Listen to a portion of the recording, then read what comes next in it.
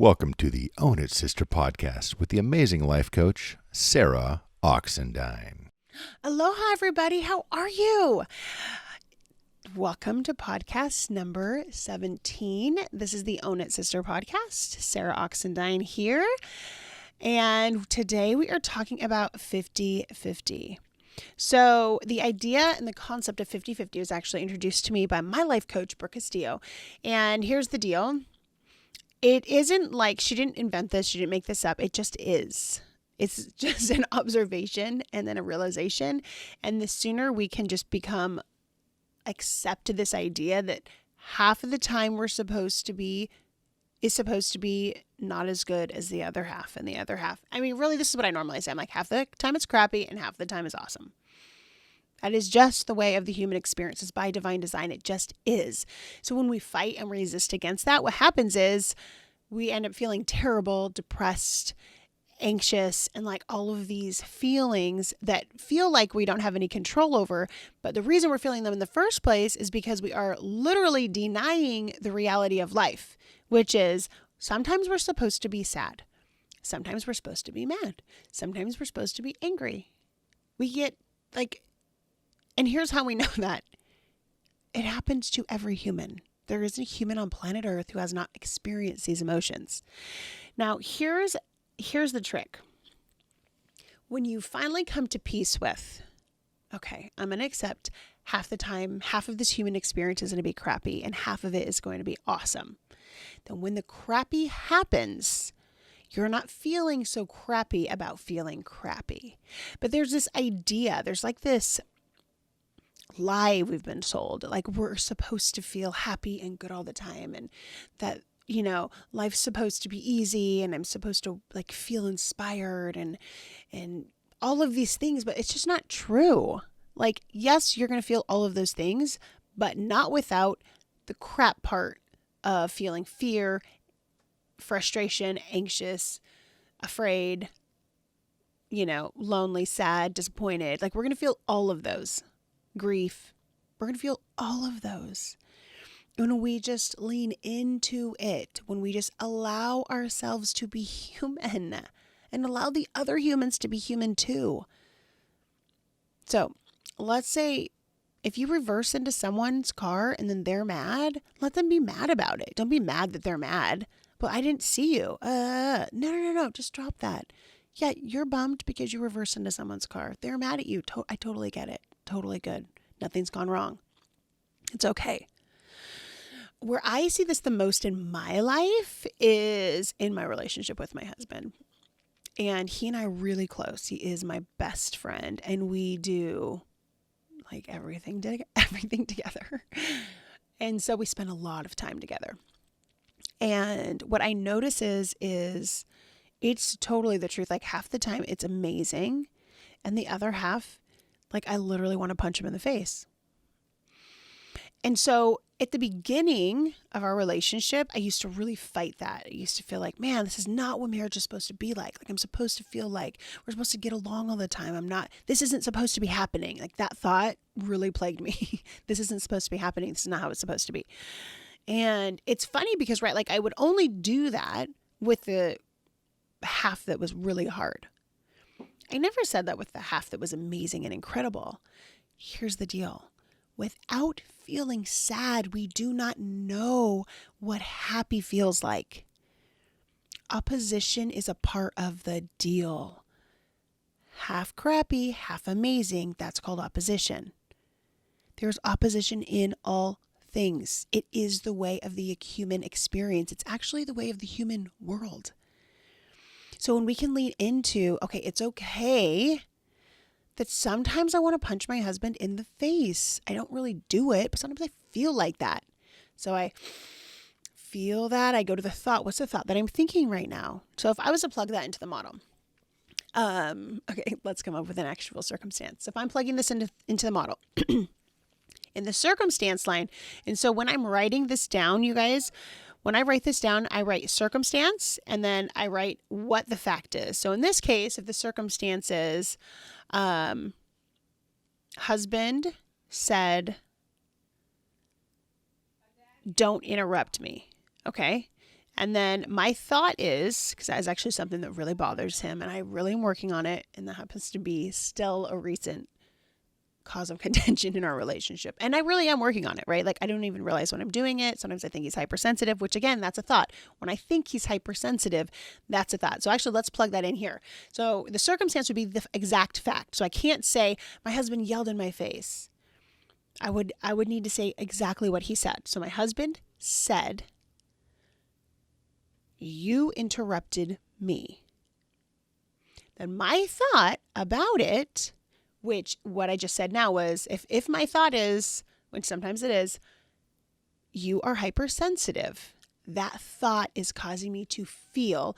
So it would go circumstance, and then right under the circumstance, I would write thought. Right under thought, I would write feeling, and under feeling, I would write action. Under action, I would write result. And that is the model, which we'll do a completely separate podcast, probably the next one, all about the model. So, and going into it in detail to help you understand, because this is the key to everything. It's the key to getting what you want. So, okay, so I have the circumstance, which is husband said, "You interrupted me." My thought is, "You're hypersensitive." My feeling is, what is my feeling when I think the thought, you're defensive. My feeling is defensive. Then I act defensive, which for me is probably like I'm mouthy. I'm probably like, I probably say that to him. Okay. I would probably be like, "Wow, this is actually what it would be. My action would be, "Okay, listen, I didn't mean to." That's what I would say to him. And then the result would be arguing. Okay. Now, what my brain wants to tell me is that it's because and my brain doesn't want to say, right, only what he said. I want to add descriptive words. I want to be like, "No, but he rudely and very firm and harshly said to me, 'You interrupted me.'" Right? That's what I tell myself. And then I justify that he is being hypersensitive. And then I feel defensive. And then I respond with, whatever my sassy response is. And then the result is we're arguing. Okay. Now, same thing. He can say the same thing. He can say to me, "Oh my gosh, what's happening? I feel like I have something stuck. This is so annoying." Okay. So the same result. He says, or the same circumstance or facts. Husband says, "You interrupted me." Now, when I write that in the model, that immediately doesn't feel the same as what I was telling myself before. Because before I was telling myself, yeah, he rudely yelled at me, "You interrupted me." But when I drop the drama that I'm adding, whether he did or he didn't, that's not the point. We're keeping it as neutral as possible. So husband said, "You interrupted me." My thought, a different thought could be, "He's right, I did." Or, "Oh, I didn't realize I interrupted him." That feels so much different than "You're so freaking hypersensitive." That immediately puts me in defensive mode. But when I can lean into like, okay, if I can hear what he's telling me, listen to what he's saying, he's telling me that I interrupted him. And I know that he hates that. So if I can get out of my own brain and go to his brain, right? I could change my thought. Let's change my thought to, yeah, if I can just own it and be like, yeah, if my thought is, "I totally did." And then I would feel ownership. Then I would act by owning it. I'd be like, "Oh, snap." And then my response to him would be, "Oh, snap, I totally did. I apologize." Then the result is continue the conversation. Crazy, right? And whatever he chooses to do from there, that's on him. But I need to show up in a way that I feel good. And when I get defensive, do you want to know what happens? It's not like I'm defensive and I'm happy. I'm defensive and now I'm mad. So I might as well just drop the defensive and choose a thought that's going to serve me, which is, I don't really want to be interrupting my husband. But I do. He really hates it. And And when I have the thought he should just get over it, that isn't serving me. When I have the thought he's hypersensitive, that doesn't serve me ultimately. Whether it's true, whether I'm right, doesn't matter. Because the way it makes me feel in a way that doesn't serve me or us. Okay? So notice that about you. Now, here's another thing. Let's say that, I own it, I apologize, and the result is he's still mad at me. So that's his choice. This could now be part of the 50% that sucks. Because it doesn't feel good, but I still showed up in the way that I'm proud of. But now I need to allow him to be frustrated and annoyed with me and not try to fix that. Just allow him to feel that. When we allow other people to be wrong about us, to be upset with us, we are allowing them the freedom to feel, allowing them to process. But when we get all like, they can't be mad at me, I can't, no, that doesn't serve anybody. So we got to let go of trying to control the world. When we do that, we're trying to control them. We're trying to control how they feel about us. Let them be wrong about you. Allow for the 50% of crap. And that's me not wanting to feel crappy, right? I'm wanting to control him if I want him not to be mad at me because I don't want to feel terrible about him being mad. But what if I can just allow him to be mad and maybe I want to be sad about it, or maybe I just want to let it go. I get to pick either way though. It's a choice that I'm choosing. Okay? So, other ways, 50-50, right? Anytime you are feeling anything that you feels uncomfortable. And here's the thing, no one's exempt from this. This isn't like, Michael Jordan, he's so awesome and amazing. He doesn't feel 50% crappy, 50% awesome. Oh, he 100% still feels, he 100% still feels the 50-50. It doesn't matter who the human is on planet Earth. If you look at someone, you're like, no, they definitely don't feel 50% of crappy. Like their life's amazing. They just don't. That's not true. They do. We all do. No one is exempt from this. Now, what I will tell you is what happens when you lean into like the honesty, the truth that half the time is going to be crappy and half's going to be honest. Then you show up differently in your life. Then you really start to change and transform. Then you really start to evolve and create the life that you've always wanted because you're allowing yourself to feel the negative. You're not resisting it. You're not pushing it away. I mean, it's kind of like, when you try to take a beach ball or any type of floating ball, like any type of ball filled with air, and you try to push it under the water and you're like trying to push it down. Right? You're trying to suppress that emotion. You're trying not to feel angry. You're trying so hard not to be mad. You're trying not to be depressed. You're like just shoving it down, but it just eventually is going to fly because you're not allowing it to you're making it so much worse by causing all this resistance. If you're just like, this is what depression feels like. I'm just going to feel it today. I'm not going to push it away.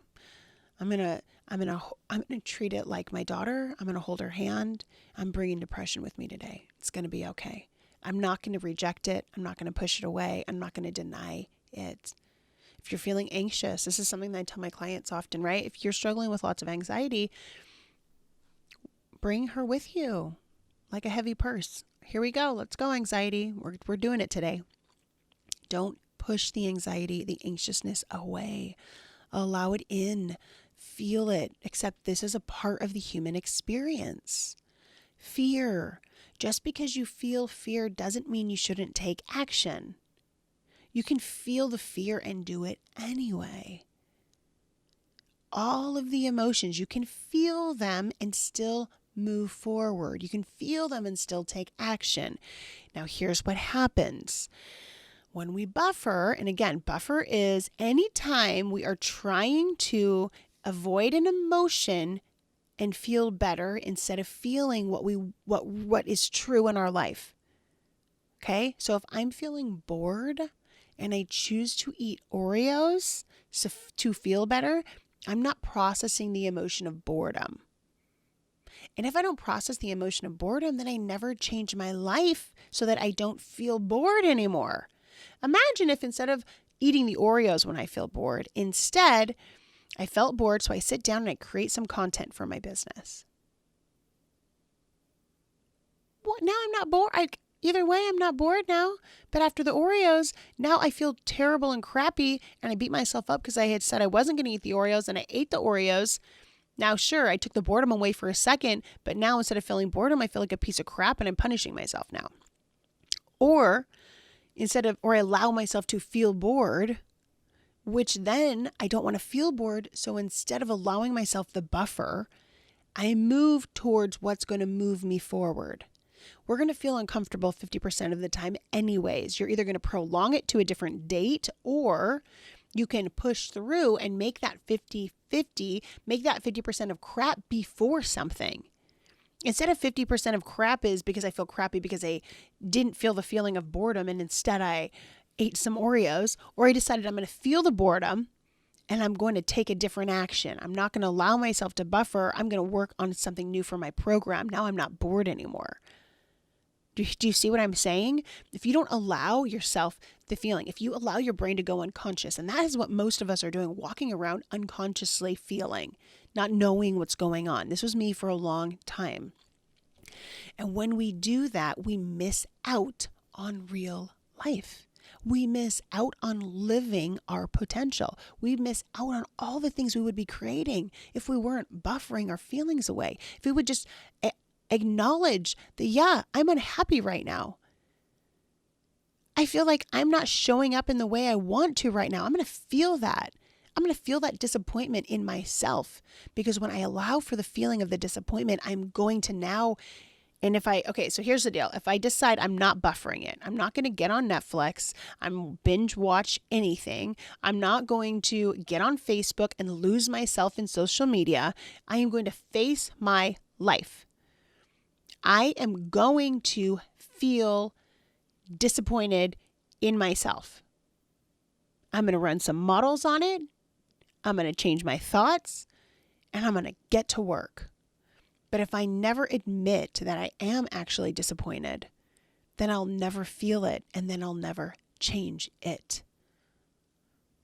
That is not a good place to be. But here's the deal. Pretty much all of us have been there. It is a part of the human experience. And here's the deal. If nobody told you, how would you know how to change it? This is why I do these podcasts. I want to help teach you, guide you through this. So let's go through some possible models. Of this 50-50 to help you through. So let's just say you are bored.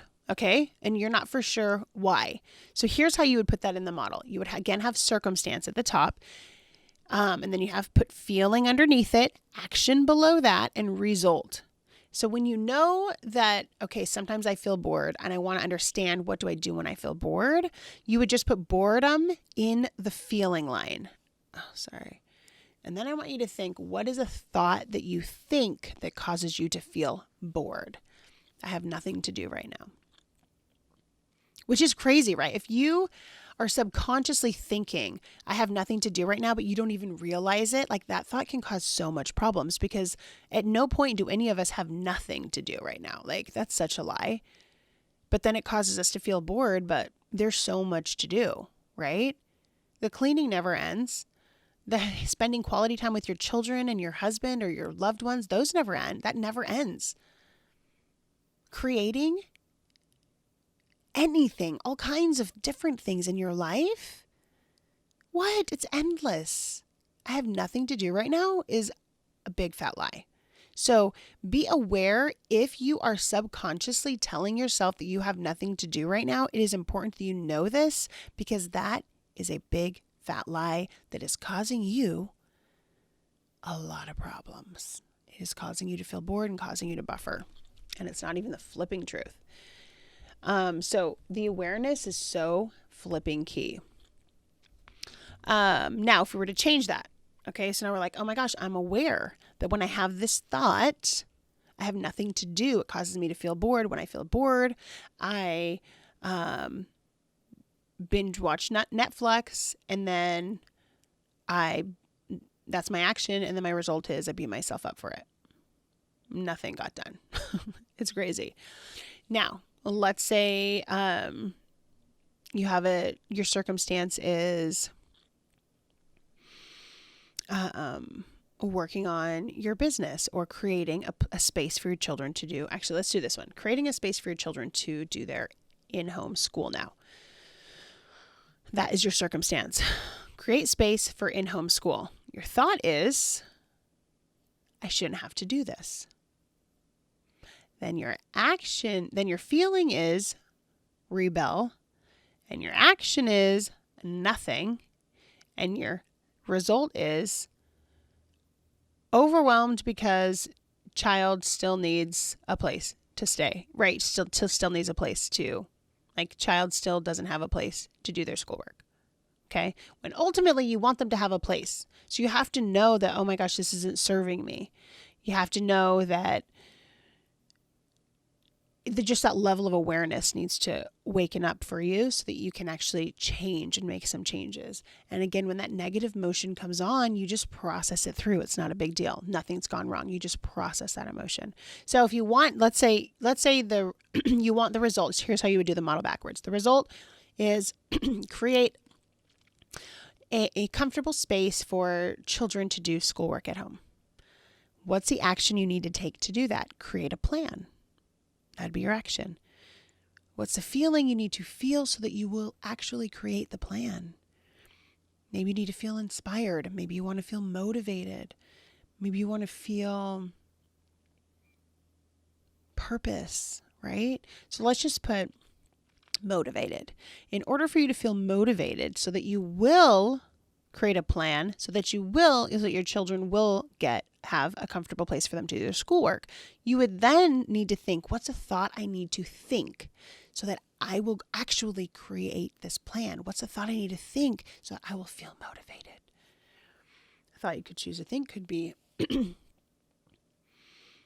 I can do hard things. I don't know. Maybe that doesn't feel motivated. That doesn't really feel motivated. I'm going to make the most amazing place for my children, a comfortable place for my children to do their schoolwork. Like, that feels motivating. I'm going to create the most amazing space for my children to do their schoolwork. That thought is available to you. Then inside the circumstance, you would write space for children to do schoolwork. Our thoughts are everything. Now, when you can, let's say 50-50, okay? Maybe you put in your circumstance, maybe you're struggling with 50-50, right? So in circumstance, just write 50-50. The thought, it's your thought about 50-50. Your thought is, that's impossible. Then you feel rejected, or not rejected, you would feel, what is the feeling that you feel when you think the thought, that is not possible? Kind of a little self-righteous. That's interesting. That is not possible. Stubborn. And then you act in a way of rejecting negative emotion. And then you feel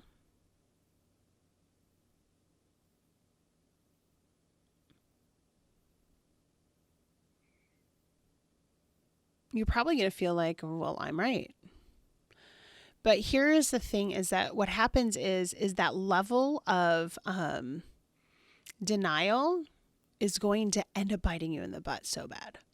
So how do you want to feel? And you could just be like, no, I'm not going to believe this. I don't have to. And I think what I would suggest for you to do is to just play around with it. I suggest you to play around with it. I suggest you to just be like, what if 50 for 50-50 is true? What if 50% of the time is supposed to be crappy and the other 50% of the time is supposed to be awesome? And what if I can process all of the emotions and there's nothing has gone wrong and I don't need to be afraid of anything? Just be curious, okay? So my name is Sarah Oxendine. This is the Own It Sister podcast, and I am a life coach. I work with women who are recently divorced, and we work on healing from the inside out. We work on your personal relationship with you. We work very closely together, and it's one-on-one coaching. And if you are ready, my next program will begin in October. And so think about it. Give me a call. My number is in the comments below. And if you have any questions, leave me a comment. Also, you guys, like my videos, please subscribe and share them. Let's share the good news that we are the ones in control of our lives. Our thoughts determine our results. Have an amazing day, my friends, and own it, sister. Until next time.